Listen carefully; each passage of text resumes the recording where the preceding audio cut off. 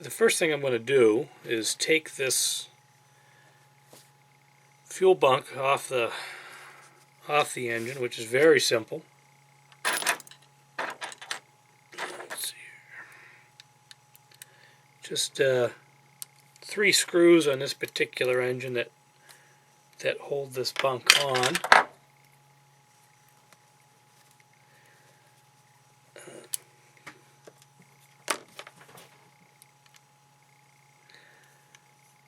Allow us access. The other nice thing about doing this install on this particular engine is that it's a little more, slightly more complicated, whereas there are 2 lights as opposed to 1.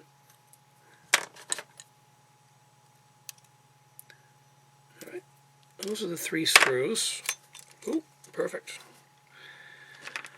Flip this back over.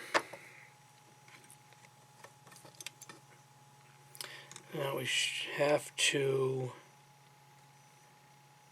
let's see, how do I want to do this? That one has a white mark on it. So I'm just going to take a Sharpie here and mark the, because these have slip-on connections here, mark the connection.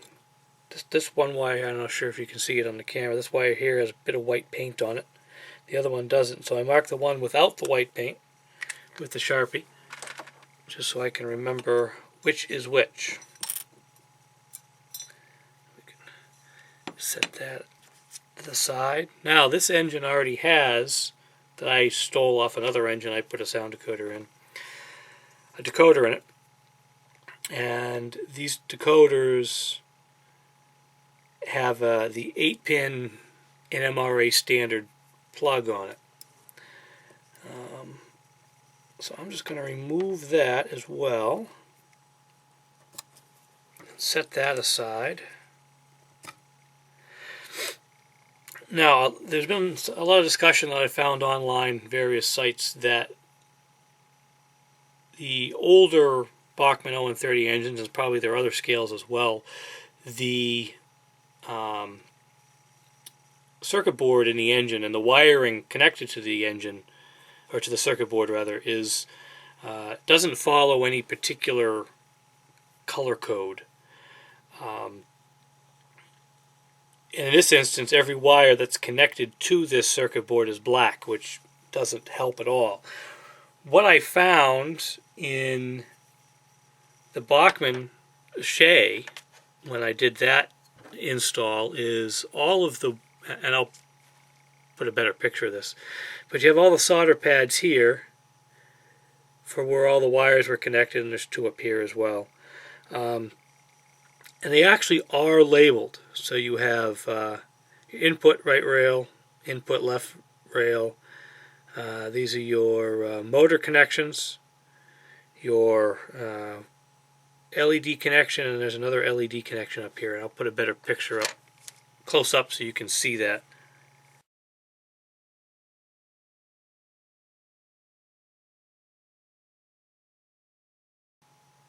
Okay, so with that being said, since they're labeled, and this is an NMRA standard plug, we can double check, and I did with the other one, I'm not going to bother with this one, that, you know what, I will. I'll get my meter and I'll show you how I did it.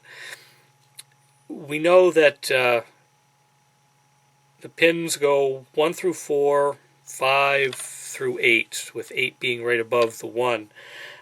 They are labeled, in fact, on this. You can probably see it when on the picture that I put of that other circuit board. So that they have the numbers on there, so you know which way it goes. So it's very simple, just to double check, knowing the NMRA color standard for decoder installation, it's very easy to make sure that connection 8 goes to one of the rails, connection 4 goes to the other rails, connection 1 and 5 are your motor connections, connection 7 is your lighting effects common, 6 and 2 are your controls for different lighting effects. And in these engines, because there's only 2 lights and nothing else, connection 3 is unused. And that pattern is used so that if you screw up and you plug the decoder in backwards, you're not going to hurt anything. You're just going to reverse the 2 rail inputs with each other. You're going to reverse the 2 motor outputs with each other. And the 2 lighting controls will be reversed, and the lighting common and the pin that's not used will be reversed. So if you accidentally plug a plug-in decoder in backwards, you're not going to have any lights, and the motor it's going to operate in the opposite direction that you expect. So it doesn't seem like you'll do any damage at all, which is quite comforting. I'm just going to remove this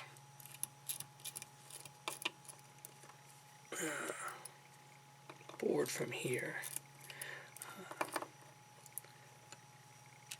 so we can take a look at what we got going here. Alright, so we've got a mess of wires under here, which I guess we were to expect.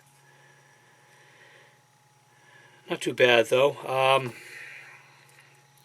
So what I'm going to do is, let me get my meter here, and I'll just show you how I tested it out. And I'll do this one here so you can hopefully see it a little bit better. Maybe zoom in on it so you can see it a little bit better, maybe. Alright, so I set the meter just to check continuity, which it does. Now we know 8 is one of our motor inputs.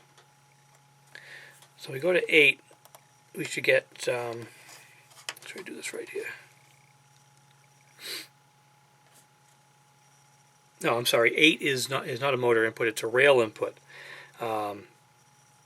So 8 to one of these, you get nothing, so it must be, yeah, that's your rail input there. Alright, perfect.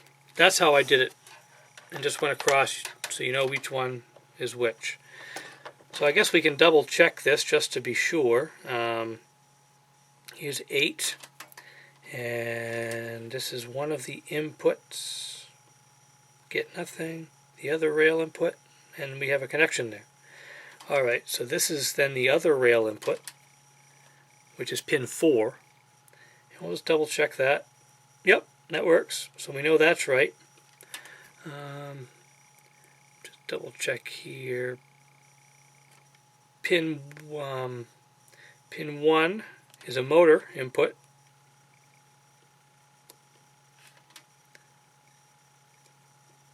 Yep, and actually it's just because it goes, you get continuity through the motor, so that works. Which then pin 5 is the other motor, which that works. Now we're going to hardwire this decoder in here, and remember that so long as you have what I do is you have the red wire out of the decoder that goes to the right rail, the black wire to the left rail, fireman side rail, and then you have your motor and your 2 lights. So the motor wires aren't color coded. Everything is black. All the wires in here are black. But it doesn't really matter which lead for the motor, either orange or gray, that you use to each wire, because when you're done programming and you find the engine runs in the wrong direction, you can just change the CV so that it reverses the normal direction of travel, and you don't have to rewire anything. It's just a CV change. And if you use JMRI, it's very, very simple. So one thing we're going to do before we start cutting wires off is the TCS WOWSound decoders use this 9-pin JST connection. And then if you're going to do a plug and play, it would have a 9-pin JST to an 8-pin, like that little bugger there. And then the extra wire would be just left hanging. So in this 9-pin actually has 2 wires we're not going to use. Both of them are for lighting effects. The first one is this green wire here, which I'm just going to cut off, set aside.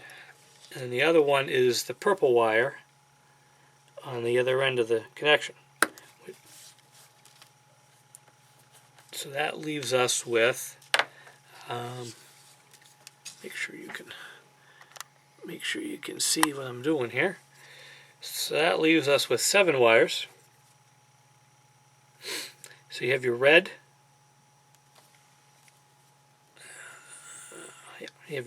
connection and your black connection, which go to your rails.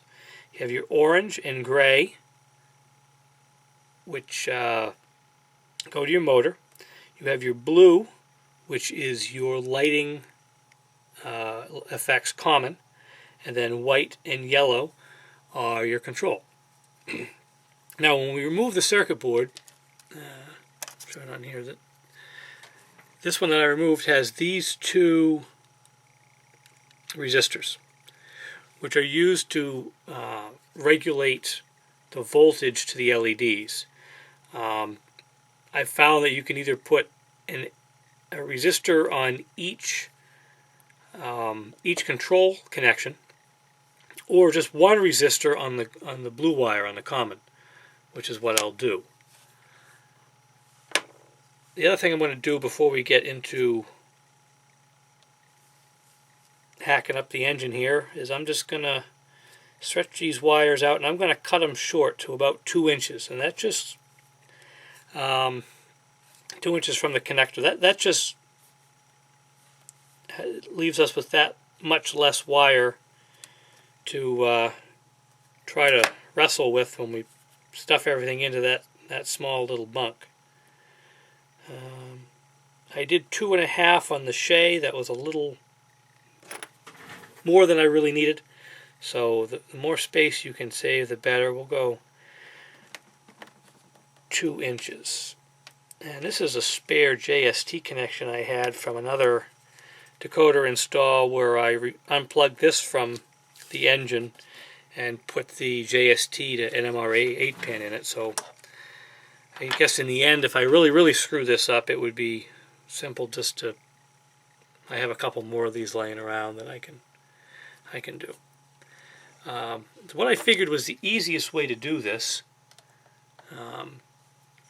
is to go one connection at a time, cut the wire or wires off the circuit board,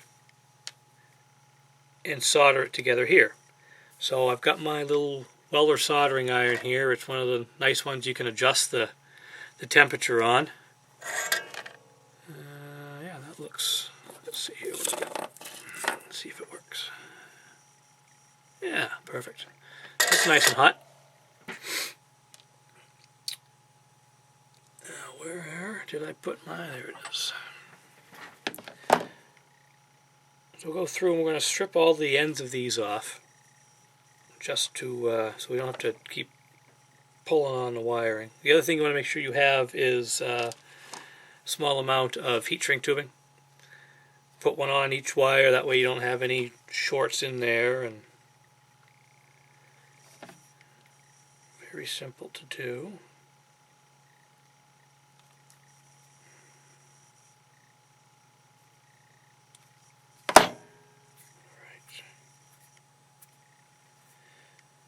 So let me strip these all off. I'm going to pause it. You don't need to watch me do all that. So I'm going to strip these and I'll be right back with you. Alright, so I've got all those stripped. Twisted them. I haven't tinned them yet. First thing we're going to do is on the blue wire, which we know is our lighting effects common. I'm going to solder a resistor. This is a 1,000 ohm resistor, and this just makes sure we don't put too much voltage through our LED lights and blow them out. I'm just going to trim each end of this fairly short.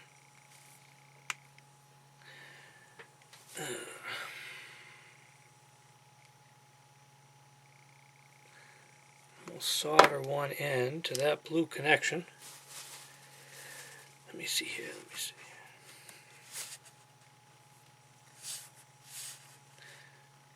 Cut some shrink tube here.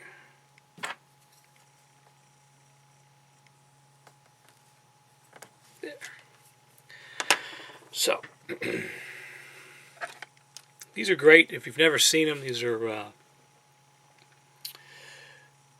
marketed as soldering heat sink tweezers, but they're great to help hold your work, and it'll help draw some of the heat away.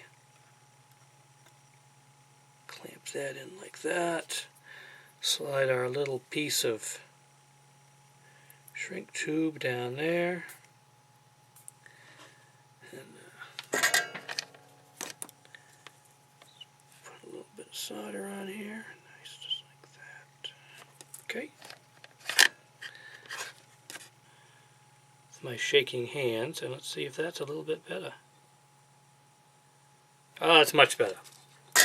Much better. All right. It's because it's so small, it cools very quickly. You take this little bit of heat shrink tubing and slide it over. Perfect. Then we can just take the use the heat of the soldering iron and shrink that up nice.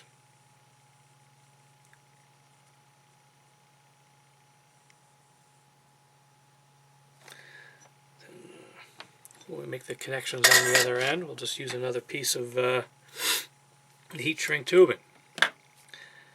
Alright, now that that's done, we're going to take our engine, bring it over here. Now we know the input from the right side, these two wires here, front truck and rear truck, and we're going to connect that to our red connection. So I'll just use a knife and cut those two wires off, or make a good attempt at it anyways. There we go. Maybe not.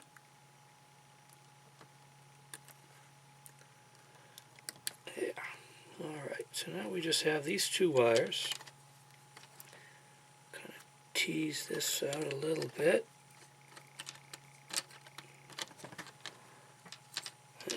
Alright, so now we have these two wires that we know go together. Straighten them out a little. I'm going to trim some of this one off. Here again, save some space.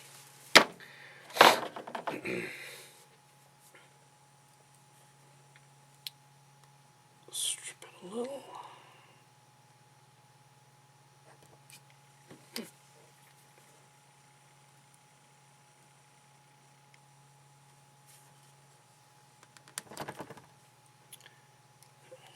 Too much, it's alright. Make sure you all can see what I'm doing.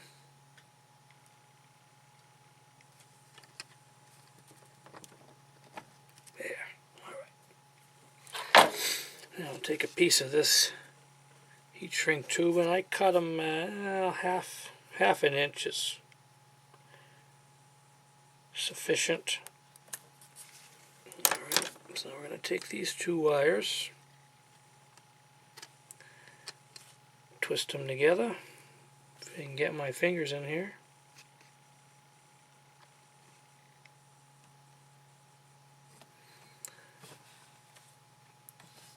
Some of you may find it easier to also take the cab off to get in here and work. If I was as smart as I think I am, I would have probably done that. Anyway, so that's done. We'll take this, set that over.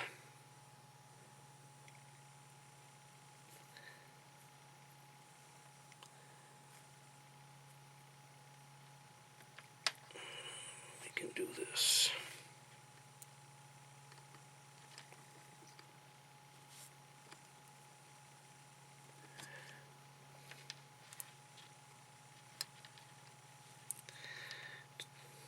I may take this cab off because I think it's going to be easier for me to do this. We'll see.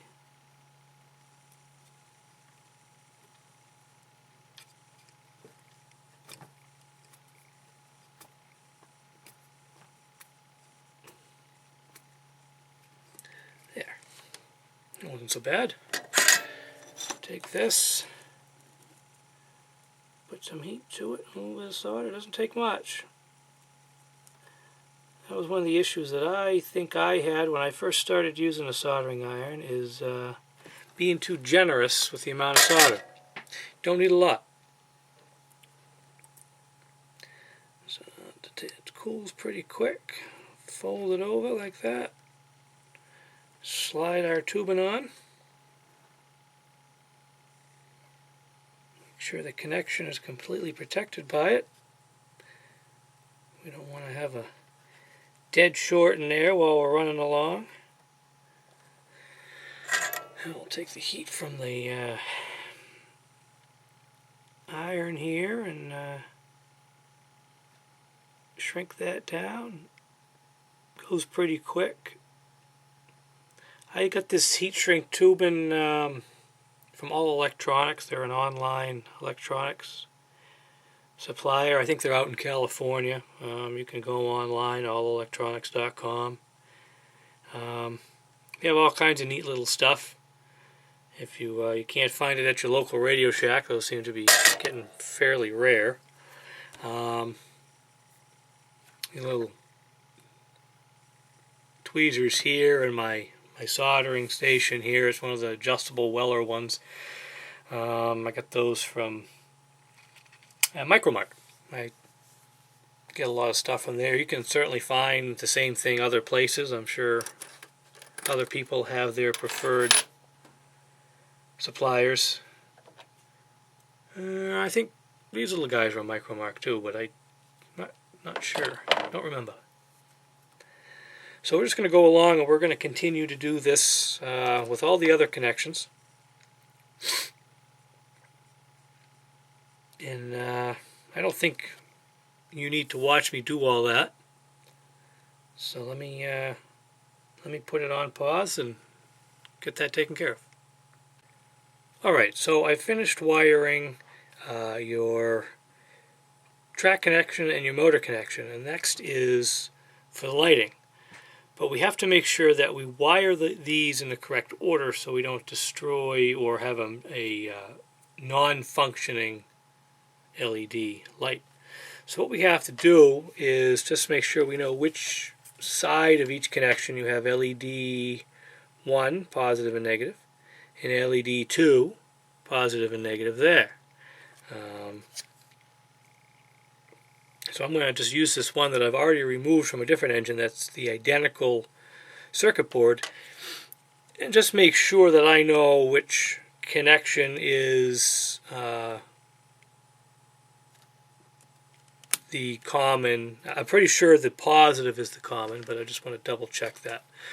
So we know, here again, looking at our NMRA compliant decoder that we removed, that pin 7 is the common connection, because that's the blue wire. So we'll go pin 7 to, let's see here, the negative connection. Nope. Positive connection, yes.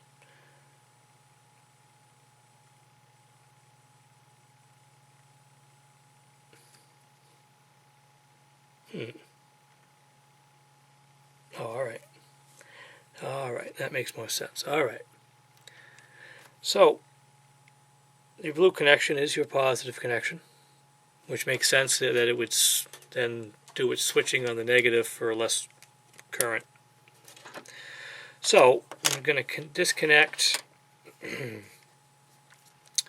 the wires. I'm going to do one at a time for the forward and rear.